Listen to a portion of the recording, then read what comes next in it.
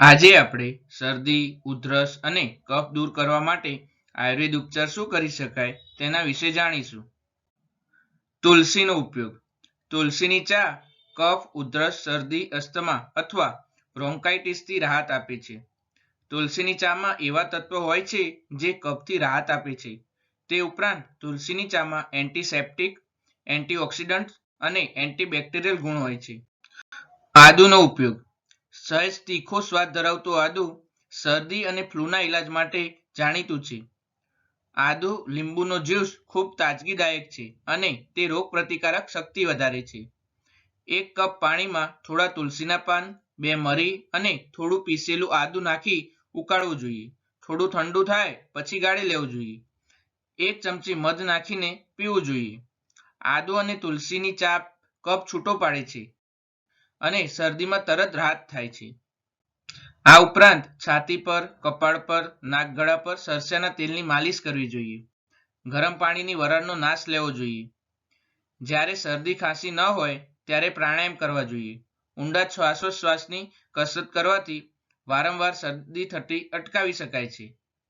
ખોરાકમાં મોસમી ફળો, લીલા શાકભાજી, સલાડ, સૂપ વગેરેનો સમાવેશ કરવો જોઈએ. સૂપ કે રાબ જેવી પ્રવાહી વાનગી સૂંઠ નાખીને પીવી જોઈએ.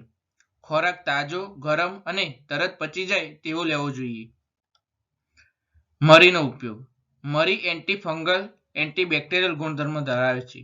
તેથી જ શરદી, ફ્લૂ અને ખાંસીને દૂર કરવા માટે તે અકસીર ઇલાજ છે. સૂંઠ, મરી અને પીપર આ ત્રણેય ઔષધોના ચૂર્ણને સરખા ભાગે ભેળવીને રોજ 1 ચમચી ઘી, મધ અને ગરમ દૂધ કે નવશેકા પાણી સાથે લેવું જોઈએ. 2 મરીને વાટીને તેના ચૂર્ણને 1 ચમચી મધમાં લસોટીને ચાટી જવું જોઈએ. આનાથી સૂકી ખાંસીમાં ખૂબ રાહત થાય છે અને અવાજ ખુલે છે. હળદરનો ઉપયોગ. શરદીમાં હળદર ખૂબ રાહત આપે છે. તે શ્વસન માર્ગમાં જામેલા કફને દૂર કરે છે. તે એન્ટીબેક્ટેરિયલ, એન્ટીવાયરલ હોવાથી ઇન્ફેક્શનને પણ દૂર કરવામાં મદદ કરે છે. ગરમ દૂધમાં 1 ચમચી હળદર અને ચપટી મરીનું ચૂર્ણ નાખીને પીવું જોઈએ. 1 કપ પાણી ઉકાળીને 2 ચમચી હળદરનું ચૂર્ણ, 1 ચમચી શુદ્ધ ઘી અને ચપટી મીઠું નાખીને થોડું ઠંડુ પડે પછી પીવું જોઈએ. ખાસ કરીને રાત્રે આવતી ખાંસીમાં આ દવાઓ ફાયદો કરે છે. લીલી હળદરના 3 થી 4 કટકાના રસ કરીને તેમાં 1 ચમચી મધ ઉમેરીને પીવાથી શરદી, ઉધરસ અને કફ મટી જાય છે.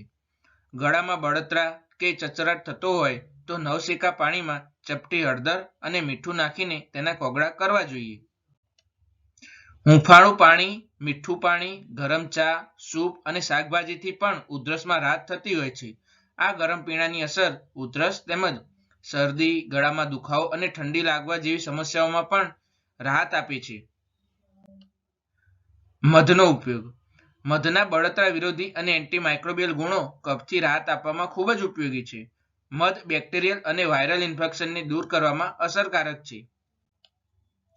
ઉધરસની સ્થિતિમાં 1 ગ્લાસ ગરમ પાણીમાં 2 ચમચી મધ ભેળવીને પીવાથી ઉધરસની સમસ્યામાં રાહત થતી હોય છે. આ સિવાય સવાર અને સાંજ 1 ચમચી મધ ખાવાથી પણ ફાયદો થતો હોય છે. જો કે ખૂબ નાના બાળકોને મધ ખવડાવવાનું ટાળવાની સલાહ આપવામાં આવે છે.